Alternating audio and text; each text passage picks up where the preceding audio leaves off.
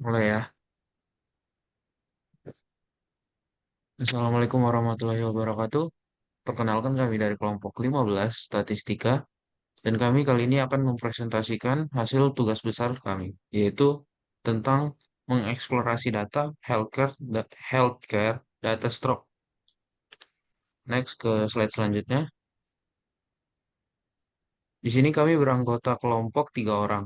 Yang pertama Alia Sidkina Salsabila, yang kedua saya sendiri Muhammad Farel Dinijat, dan yang ketiga Octavia Anggraini Irawan. Next slide.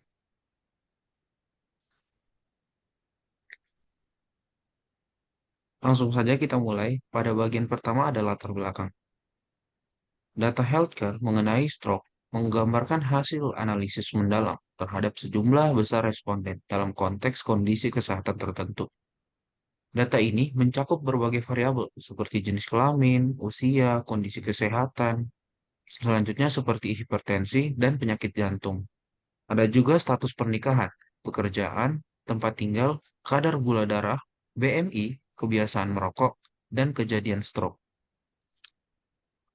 Healthcare tentang stroke memberikan pemahaman yang lebih baik tentang profil kesehatan dan demografi responden, serta potensi faktor risiko yang perlu diperhatikan dalam upaya pencegahan dan manajemen penyakit kardiovaskular. Analisis ini penting untuk mendukung kebijakan kesehatan masyarakat dan intervensi yang sesuai dengan karakteristik populasi yang bersangkutan. Next slide. Selanjutnya kita masuk pada bagian manfaat dan tujuan. Pada makalah kami kali ini terdapat manfaat yang pertama, yaitu identifikasi risiko kesehatan. Analisis ini membantu mengidentifikasi faktor risiko utama yang berkaitan dengan stroke, seperti obesitas, tekanan darah tinggi, dan kondisi lainnya.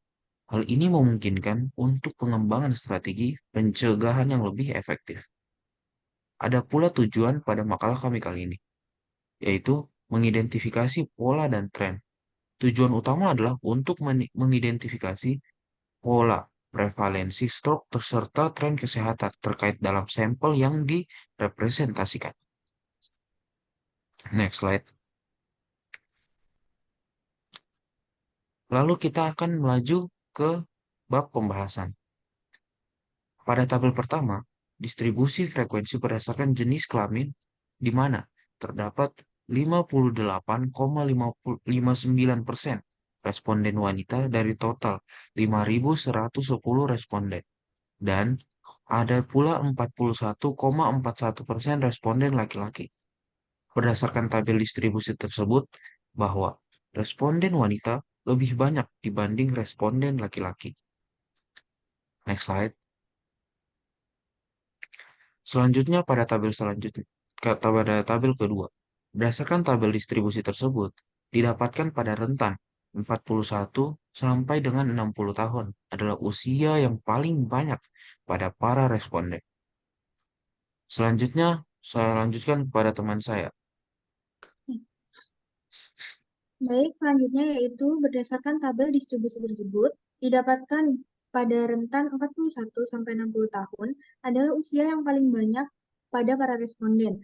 Lalu pada tabel ketiga, yaitu distribusi frekuensi berdasarkan kejadian hipertensi, di mana terdapat 9,75% responden yang terkena hipertensi dan 90,25% responden yang tidak terkena hipertensi.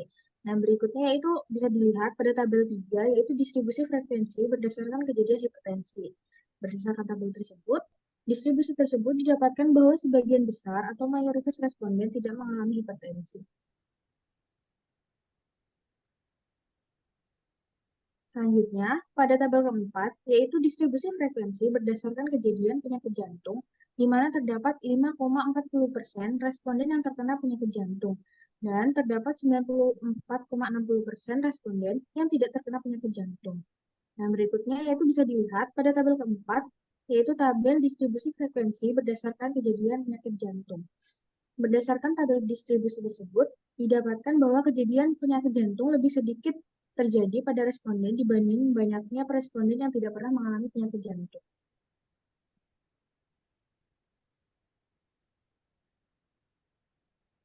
Selanjutnya, pada tabel kelima, yaitu distribusi frekuensi berdasarkan status pernikahan, di mana terdapat 65,62% responden yang telah menikah, lalu ada 34,38% responden yang belum menikah. Bisa dilihat pada tabel kelima, yaitu tabel distribusi frekuensi berdasarkan status pernikahan. Berdasarkan tabel frekuensi tersebut, terdapat bahwa responden yang sudah menikah lebih banyak dibandingkan responden yang belum menikah atau tidak menikah.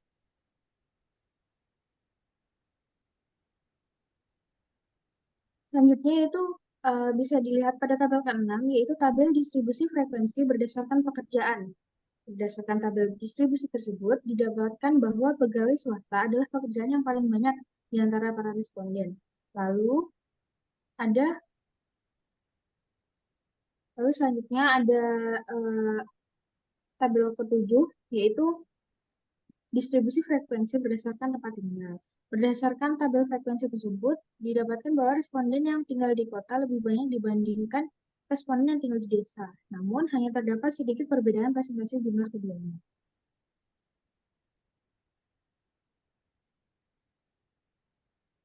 Hmm, Selanjutnya, pada tabel ke-8, yaitu tabel distribusi frekuensi berdasarkan kadar gula darah.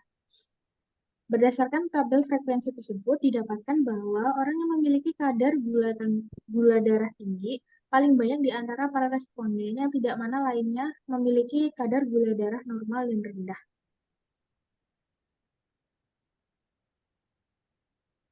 Selanjutnya pada tabel 9, distribusi frekuensi berdasarkan BMI, yaitu Body Mass Index, di mana terdapat 6,83% orang yang underweight. Selanjutnya 24,07% orang yang normal, 27,59% orang yang overweight, dan 41,51% orang yang obesitas.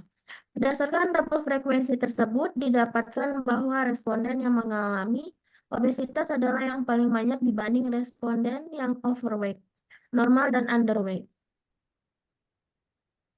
Selanjutnya, pada tabel 10, distribusi frekuensi berdasarkan status merokok, di mana terdapat 17,32% orang yang berhenti merokok, 37,03% orang yang tidak pernah merokok, 15,44% orang yang merokok, dan 30,22% orang yang tidak tahu.